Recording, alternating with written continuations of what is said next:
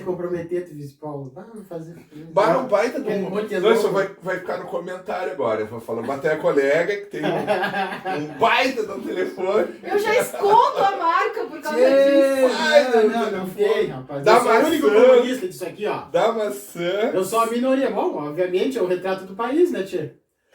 E não quis Se transmitir. a gente tudo produz, a gente tudo possui. Então não tem essa. Viu? Se o trabalhador tudo produz, viu tudo como é ele, que é a coisa? ele possui. Então a gente tem direito de consumir qualquer coisa. Ah, O Flávio Dino. Ah? O Flávio Dino. O Flávio Dino, quando perguntaram pra ele, comunista de De iPhone. iPhone. Aí ele falou, Ah, tá agora que eu te entendi, perdão. Claro.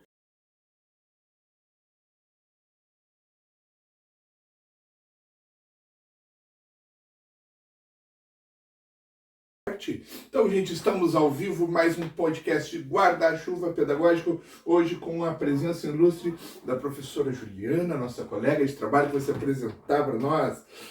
Sério. Claro! Hello, peoples. Meu nome é Juliane, sou colega de trabalho deles. Eu errei o nome. Viu? Errou o nome, todo mundo erra, tá tudo bem. Sou professora também de português, literatura. E é isso. Mais uma para colaborar no nosso guarda-chuva pedagógico. E hoje o Paulo não pôde vir, veio o Renatinho. Veio o Renatinho. o irmão gêmeo dele, né? Eu acho melhor sempre a gente se apresentar, tipo, a Juliana começou. A Juliana ou Juliane? Né? Juliane, sempre é. Tu errou, mas tu é mais colega do turno dela, tu não poderia ter errado. Eu sou a Jean, professor também, colegas de todos eles, né? Eu tô aqui também para complementar tudo, ou não, tá? E eu acho importante isso, sempre a gente começar com a apresentação, mas tanto faz. Mas eu acho que, para quem já nos acompanha, já nos conhece também, mas eu sou o Rodrigo aqui, né? O maluco da turma aqui, o revolucionário, né? Talvez não tanto, né? E temos aí para contribuir aí com a podem gurizada. notar que o Rodrigo ele sempre fica à esquerda, gente, porque ele tem uma tendência de esquerda. Rodrigo. Sim, a história E eu fico no centro porque eu sou um cara do centro. Isso. E o Auridian é o cara da direita, extremista. Como né? vocês podem notar, é super. Isso é Revolução Francesa, né? Obviamente eu teria que sentar na esquerda. Ele tem essa função, né? Os jacobinos e os... Quem gosta muito é o Ciro Gomes, explicar assim. Né? Ah, interessante. Agora há poucos dias a gente viu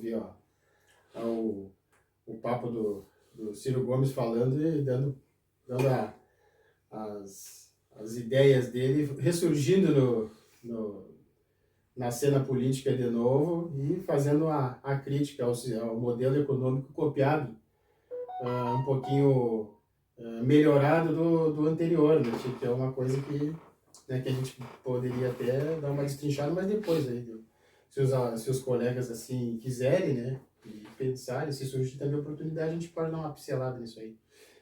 O nosso último assunto tinha sido o emprego, né? E a gente teve aquela aquela discussão interna, né, Olitiano? Dos colchetes da língua portuguesa. Não é necessariamente na língua portuguesa, mas sim a gente terminar a nossa ideia, a ideia de vocês terminarem. Uhum. A ideia de vocês, né? Então, eu sou meio, tipo, redundante agora, algumas vezes que eu falo, né? Mas vocês começam uma coisa e a gente tem que terminar ela, tá? Então, aqui eu acho que é meio pauta livre, né? Isso, é o guarda-chuva. Eu espero que nós terminemos, assim, tipo, falar, e futuramente a gente fale, mas quando a gente estiver mais preparado, falar sobre a coisa, tipo, vamos falar sobre inteligência artificial? Então, espero que a gente termine esse conteúdo, né, já, termine esse assunto, para a gente só voltar para quando nós estivermos realmente preparados para falar disso, como, por exemplo, estiver nos afetando, né? Eu acredito que o ensino, a escola, não será. Por quê? Porque o ensino ela é afetada por esses novos recursos desde sempre, né? Nós vimos que, por exemplo, aula online, né? O professor não está competindo diretamente com o YouTube. Você pesquisa qualquer coisa hoje em dia, né?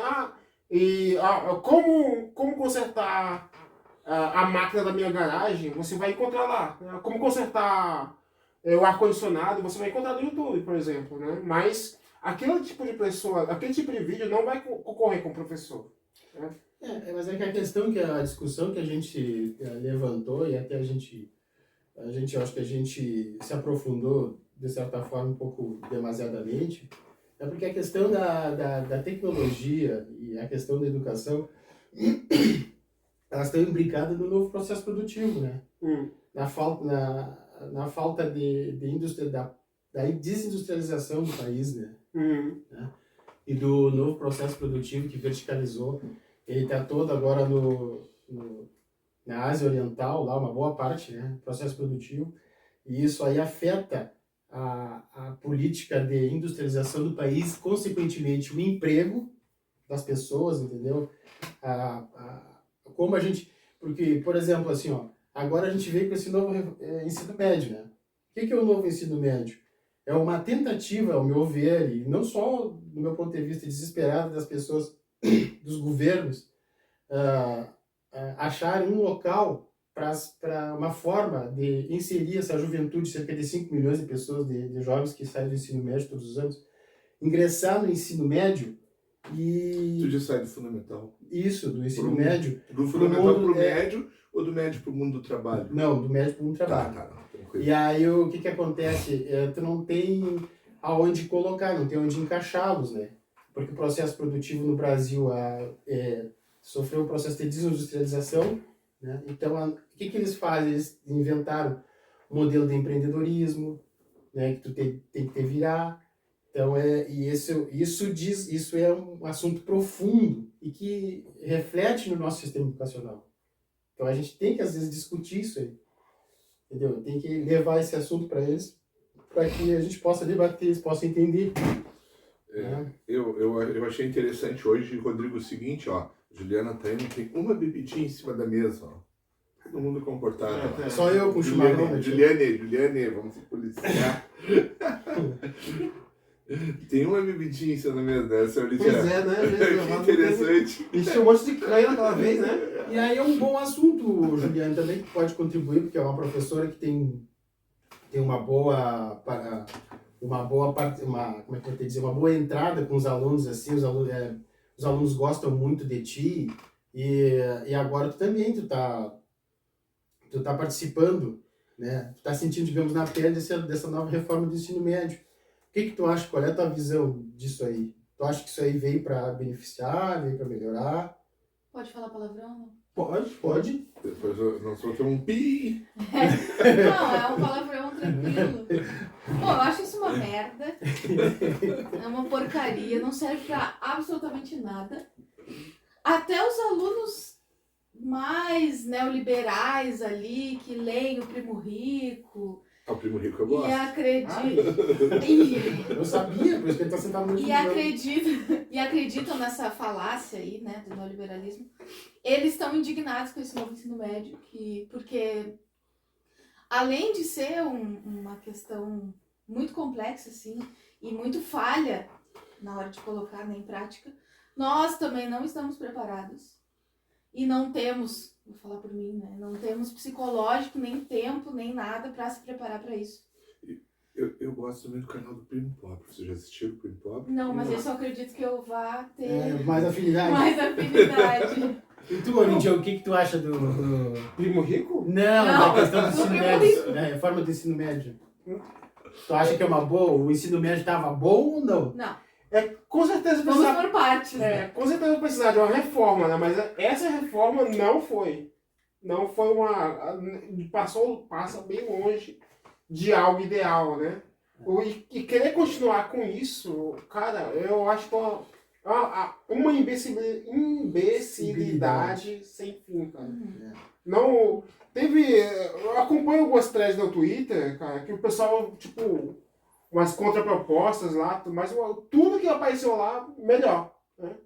Mas tem muita coisa que tá além da gente, que não tem como fazer nada, assim, digamos. Eu acho que mais torcer mesmo, só faz torcer. Tu sabe, assim, ó, vocês falando em Primo Rico, Primo Pobre, o Primo Rico, ele baseia mais, assim, ó, em tu investir, nossos valores, papapá, e criar uma renda passiva. Isso aí dá para fazer, né? Só que exigem estudo e tal. Não é vão ter, isso é demorado, tu criar uma carteira, tu estudar. Tá? Já o Primo Pobre, o interessante do conteúdo dele, inclusive ele já gravou com o Primo Rico também, é que ele ensina, por exemplo, assim, ó, como tu vai fazer um financiamento de uma casa, pelo Minha Casa Minha Vida, né? Inclusive ele já fez o dele e tal, e como tu vai antecipar e vai quitar essas prestações antes. Então são coisas bem palpáveis assim, do dia a dia e que muitas vezes faltam na escola. Sim. A gente não ensina para os alunos o valor do dinheiro, como fazer um financiamento, né? Por exemplo, eu tenho um problema, tu precisa ir no fórum, tu precisa do medicamento para o teu pai que está doente, como é que tu chega lá? Então esse tipo de tema assim, que eu abordo na sociologia hoje. Aí é que tá, esse é o ponto exato. E eles se interessam, param e olham a tua aula. Tu acha que precisa criar uma disciplina de educação financeira ou disso ou daquilo para inserir esse assunto? Porque a gente já tinha os temas transversais, né? Exatamente. Tu tá dando sociologia e tá falando. E convenhamos, tem canais no YouTube, a Nath Finanças, cara, é muito mais eficiente, Mas E se eu quisesse realmente tipo de coisa mais aprofundada, eu uso bastante o Udemy. Tem uns canais lá de finanças, de coisas assim, que eu acho que são bem mais eficientes ali. O Primo Rico é muita promessa ali, cara. Mas não funciona. eu acho que Pode funcionar assim, mas... Cara, assim, ó, sabe o que é interessante dele, assim, ó? Ele te mostra, ó, como tu abrir uma conta numa corretora. É uma coisa bem simples, então, como tu abre uma conta na corretora. Né? Que eu vim aqui e mostrei pra Fernanda, tu abre a conta na corretora dessa forma. mostrou pra Fernanda, não pra mim. E até agora isso aí rendeu muito pouco, viu, gente? Até agora, esses investimentos aí. Assim, tomara que até o fim do ano, depois nós compramos um ar-condicionado. Né? Vai depender da taxa de juros cair, né? Não, da taxa de juros cair? Ah, é? Aí vai render. Então, eu acho pelo seguinte, tipo de investimento que ela quis fazer, né? Bem conservador. Dando pitaco já no negócio, na história do ensino médio aí, eu acho que foi para secar a área das humanas e dar uma turbinada na área das exatas, entendeu? Só que, no entanto, é o seguinte, gente, que a gente precisa... Será que deu? Porque a gurizada, em termos de matemática, física e química, tá patinando. Sim, também. não também, a intenção é... mas a intenção aqui, ó, que para quem não sabe para onde vai, qualquer lugar serve. Os estados, eles estão perdidos, porque um estado da periferia do capitalismo, que o processo industrial está no chão, o industrialismo está no chão, ele não sabe para onde ele vai. A elite não está nem aí para o processo produtivo. O negócio dela é ganhar dinheiro com juros altos. A lá Paulo. Brasil. Só que versão hipertrofiada, né, Paulo? Brasil, né? É. Brasil. O quê? Brasil é assim. O taxa Brasil de é juro assim. alta, a elite se acostumou a ganhar dinheiro no mercado financeiro o Brasil... e não quer produzir, porque então, produzir no Brasil aí é caro também, né? chegamos ao ponto agora que eu vou jogar a bola para vocês. Então, olha aqui, ó. Qual a função do ensino médio? Está sem função, porque tu não dá uma perspectiva de empregabilidade para a gurizada depois que sair do ensino médio. Por quê? Porque não tem indústria no Brasil. Então, para que tu vai ensinar matérias que eram tradicionais antes, como matemática, biologia e química, que era para te ingressar num processo produtivo dentro de uma fábrica, de uma indústria, se tu não tem mais? Qual é a lógica deles darem essas novas matérias, tipo educação financeira, empreendedorismo? É fazer com que tu te vire por conta própria. Sim. Entendeu? Então essa é a jogada. Eles estão jogando pro próprio indivíduo, tá? Por isso que A responsabilidade. é a responsabilidade para ele gerir a própria vida. E se ele não der certo, o problema é dele. Foi ele que buscou isso. Então é esse o problema. O buraco é muito mais embaixo do que exclusivamente disso. É macroeconomia. Ou seja, o processo... Por isso vai descambar lá numa guerra. Do processo produtivo entre China e Estados Unidos. Eu vou trazer agora no próximo podcast uma foto do Adam Smith para colocar aqui para contrabalançar esse vou botar fogo, tu bota Adam Smith, eu vou botar no Karl Marx. Não tem no Karl Marx aqui, tia. Tem o tia, eu vou botar no Karl Marx. Assim, né? Eu como sou neoliberal, vou te dar uma ajuda. Não, tu não é neoliberal clássico, tu é um social-democrata. Eu sou tucaninho light. Então tu Eu tucano light. Bom, você sabe então que a crise econômica reduziu o consumo, a produção e a demanda de funcionários, né? E aí nós temos também o gargalo da falta de qualificação dos nossos trabalhadores, né? que não conseguem acompanhar as mudanças tecnológicas e as novas exigências do mercado. Mas é bem interessante, né? Então, assim, ó, nós temos hoje no Brasil 8,8% da população desempregada, né? No último trimestre. Quase 15 bilhões, quase 15 milhões. Não vamos botar. Não, o site GPT errou. Porque o site GPT tem os dados do ano passado. E aí o desemprego ano passado era maior, né? Era maior, diminuiu. Mas o quê? Diminuiu. Sabe como é que diminuiu o desemprego? Sabe como é que eles contabilizam? Tá, mas Jovem aprendiz. deixa eu entrar. Jovem aprendiz, como é que é aquele dos nossos alunos que participam muito? Jovem aprendiz. Qual é o outro? Tu Não. viu que ele não deixou eu fechar o parêntese? Desculpa, não sei. Mas é Tá que com isso me alguns deixa. parênteses abertos aqui, Tô falando, reclamando com o diretor, ó, o gauchão. Ai, depois eu vou apanhar. Fala aí, desculpa. Depois eu vou ter que cortar essa parte. Ó, então nós temos essa figura dos desalentados, né? Você já ouviu falar do desalentado? É aquele cara que não quer mais procurar emprego porque ele não acha que não vai achar. Então esses números estão fora da taxa de desemprego. Então nós temos 14,8 milhões de desempregados. E aí esses desalentados, Rodrigo, eles são mais 7,6. É muito grande. Tá? Então, nós vamos ter um total de desempregados de 19%. Se nós recalcularmos essa taxa, entendeu? Que é muito. 20% da população economicamente estável, economicamente produtiva, fora do mercado de trabalho, né? E fora a questão dos trabalhadores informais. Aí Por isso que a gente esbarra naquele outro problema, nós, todos os professores aqui, né? Que as salas de aula estão vazias, porque a gurizada não vê perspectiva no ensino, né? Porque o ensino tem duas funções. A função social, que é para formar a tal da cidadania, que também não o faz, é muito difícil, né? E a função de encaminhá-los para o mundo do trabalho. Um trabalho que está totalmente desacelerado, né? E aí nós ficamos lá, meio que perdidos lá, meio que numa enxugando o gelo e sendo praticamente cuidador ali deles. E na minha opinião, essa seria a terceira função. Cuidador. Também, porque as crianças elas ficam ali, né? A gente fica com as crianças uma boa parte, enquanto os pais trabalham ou não, né? Qual é a saída, então? O que seria a saída hoje em dia? Eu não vejo assim aquela saída. Eu queria só abrir um parênteses, mas eu quero fechar. Fechar o parênteses. É falar sobre uma situação que estamos a 15 minutos de podcast. Tá. Uma situação bizarra que está acontecendo na nossa escola, por exemplo. Nós estamos perdendo os alunos, né? O pessoal não está parindo, parece. Mas, por que pareça, tem gente sim, tem aluno, tem gente procurando na escola. Tá? O que está acontecendo? Estamos perdendo os alunos normais, né, que estão saindo para trabalhar, né? Trabalhar nesses subempregos aí, trabalhar de estagiários, né? Mas tem muita gente procurando, muita gente que com 40, 35, 30, né? Procurando para voltar para estudar EJA, 7ª série, 8ª série. O cara é uma situação muito bizarra. Por isso que eu me pego me pensando, né? Qual o benefício, cara, desse jovem aprendiz? Está beneficiando quem? Tu sabe. Os nossos alunos não estão beneficiando.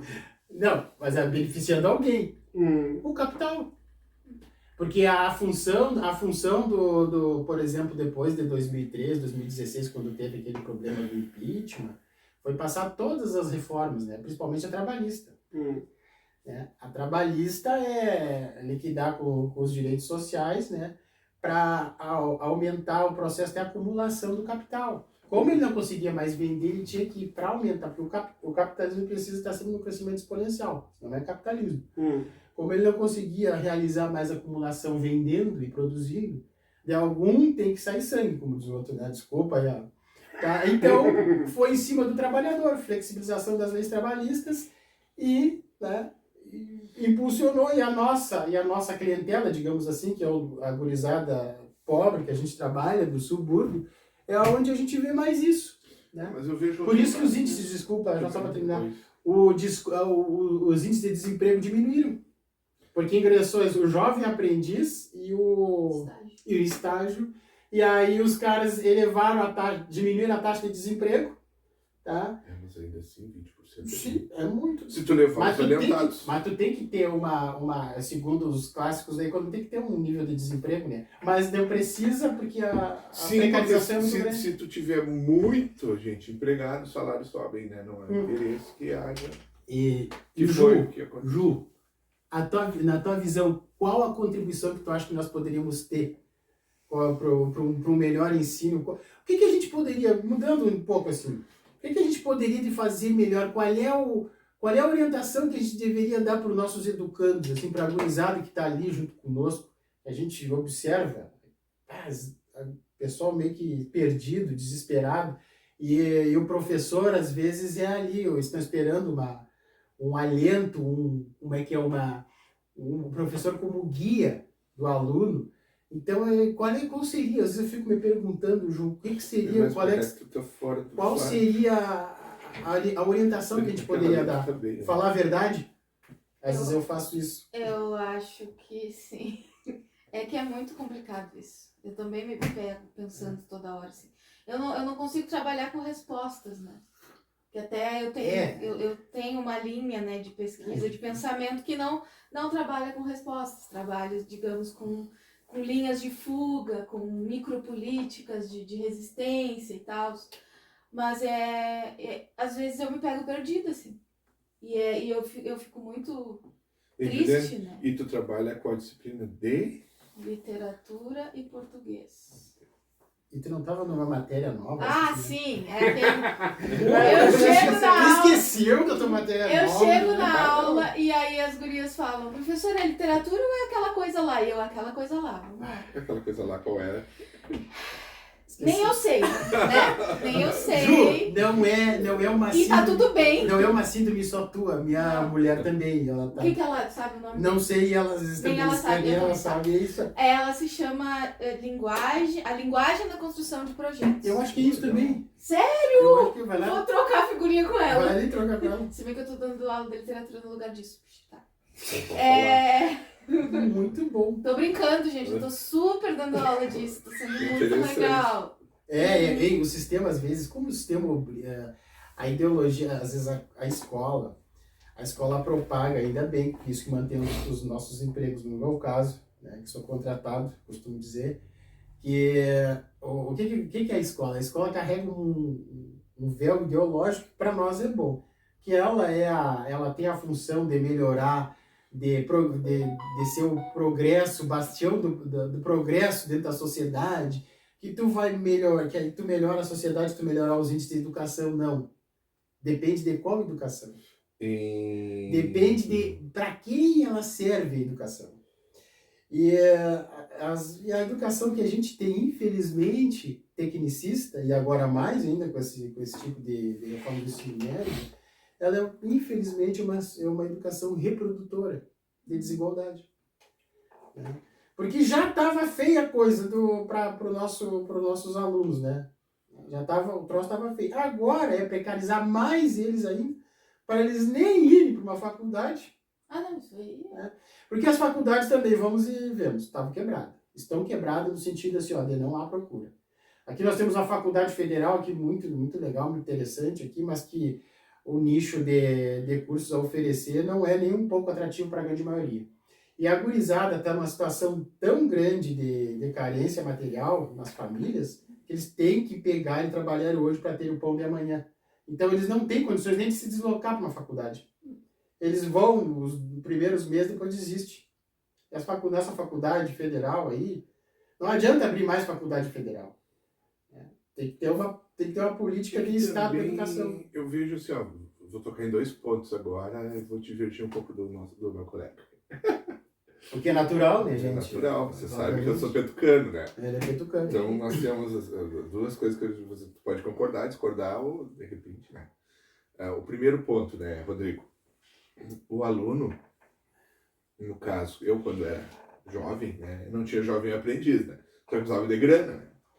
Era duro, precisava me vestir, não ganhava as coisas, então o que eu fazia? Dava aulinha particular. Né? Criava galinha, vendia ovos, Tinha dinheirinho pra...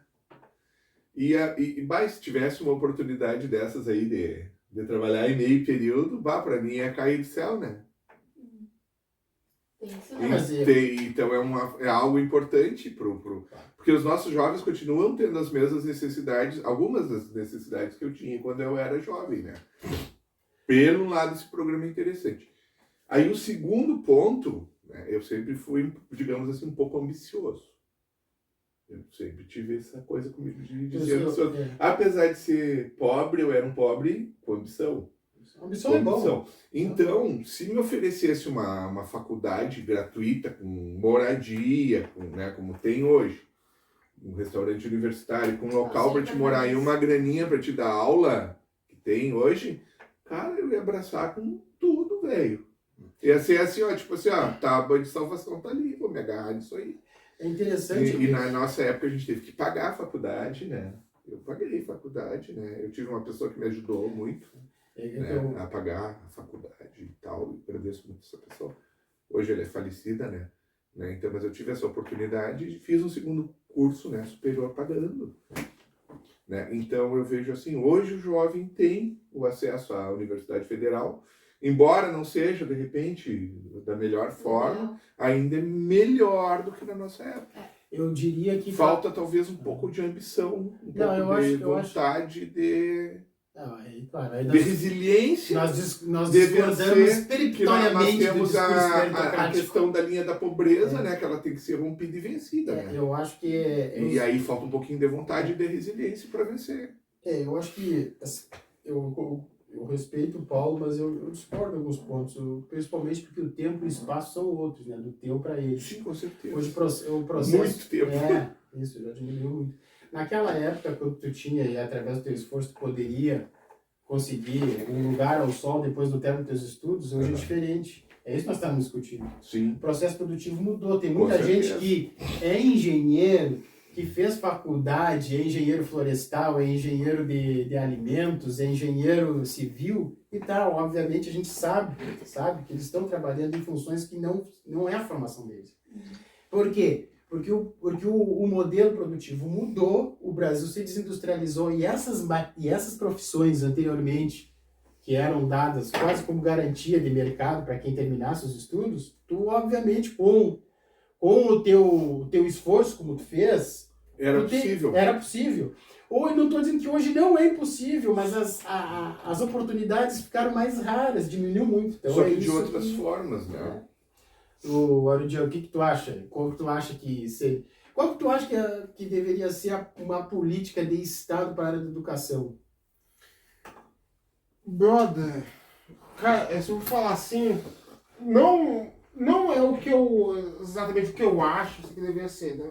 Eu só posso dar o sintoma e dizer que tá errado, né? Eu acho que eu não sou um especialista assim para ser um ministro de educação e dar as definições. Mas o que tu sente, né? Tu é um cara que tá todo dia lá. Eu sinto que o que está errado nesse ensino médio é que nós estamos tentando implantar um sistema que nós não temos a estrutura. Estamos tentando implantar um sistema, digamos que, de aulas que os alunos teriam que ir na aula, em vez do professor sair carregando. Eu sou professor de inglês, né? Legal. A minha aula deveria ter multimídia. Aula temática.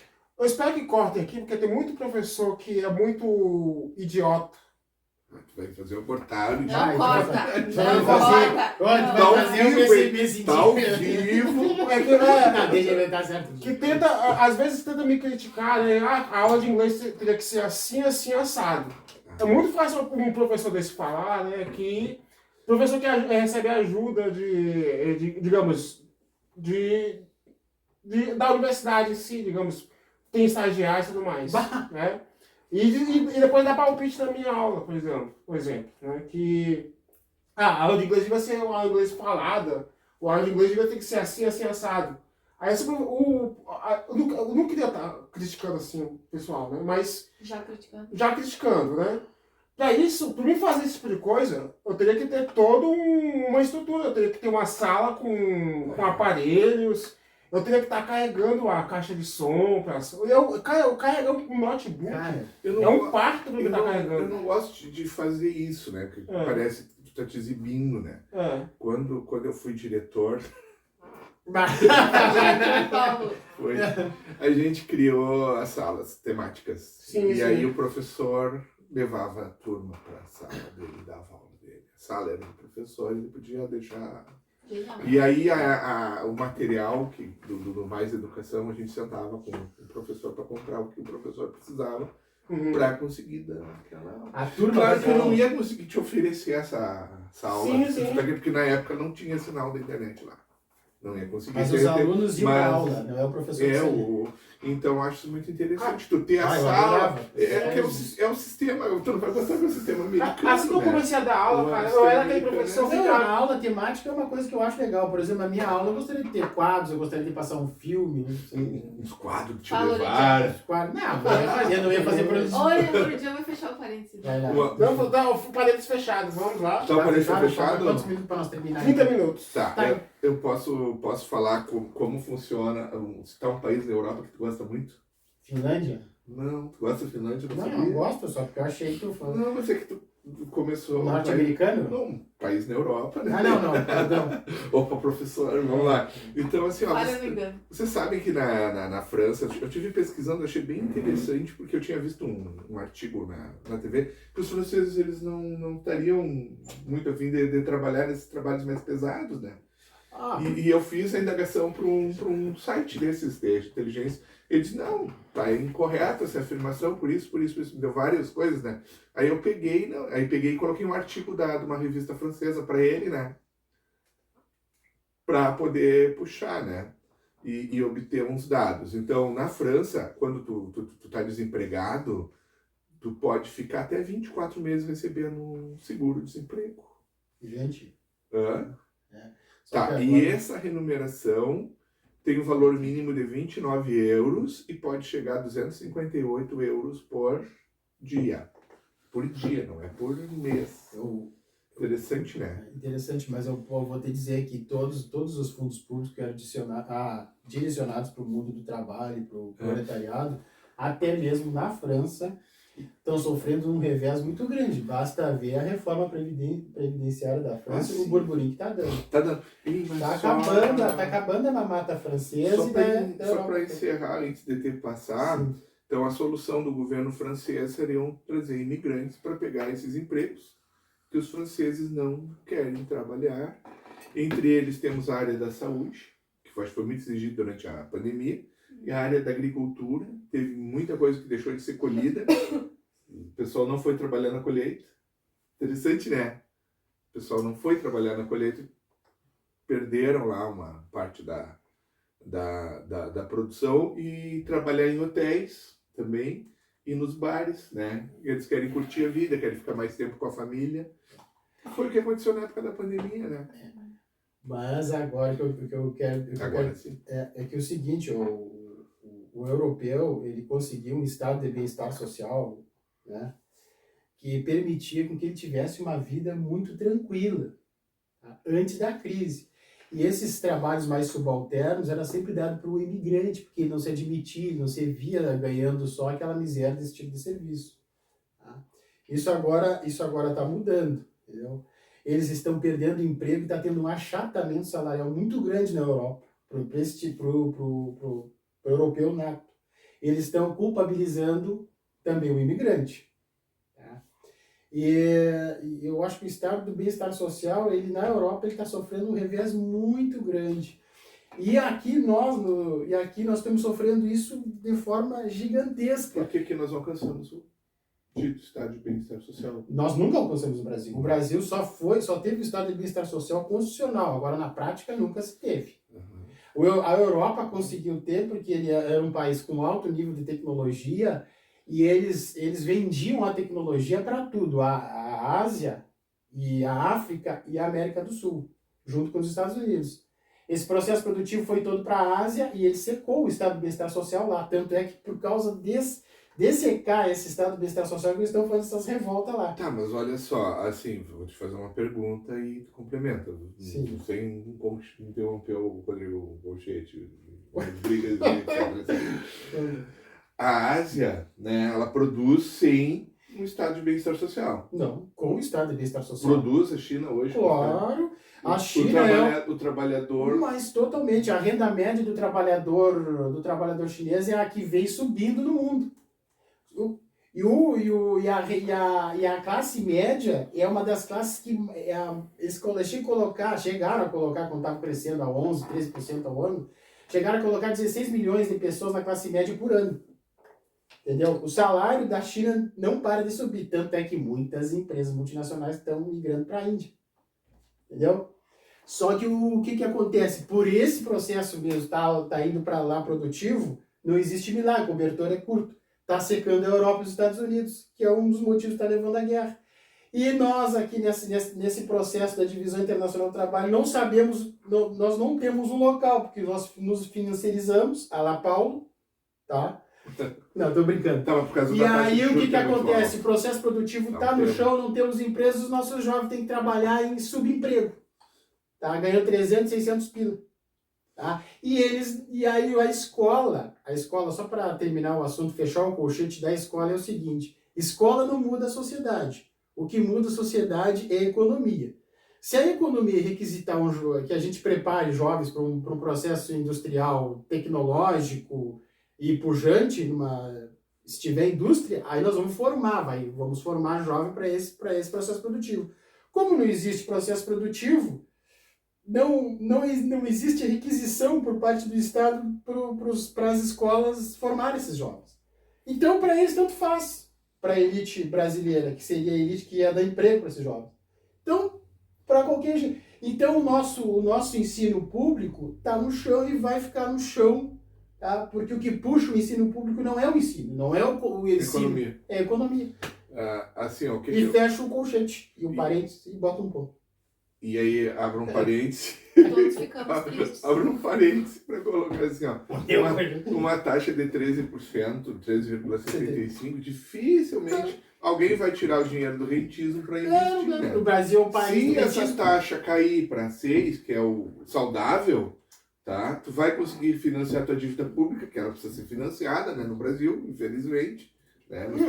E tu vai. É outra discussão. E tu vai fazer com que o rentista invista em produção. E aí eu fecho, não sei se. Deixo Então, para vocês fazer o encerramento. eu acho que nós estamos bons para esse aqui, esse vídeo. Então, nós continuamos no próximo, tá, gente? Fiquei um pouco depressiva. Senão Tu tá desalientada. já o ponto final foi dado, então Vou vender minha arte na a praia. gente vê vocês no próximo episódio, tá, gente? Vamos parar por aqui. Um abraço, Um gurizada. abraço. Até daqui a pouco. Tá. Aí tu aperta ali para nós. Tá? Eu vou fazer a comida e vocês fazem um podcast. Como é que eu faço isso aqui, macho? Não, Como é que eu faço a não, não precisa.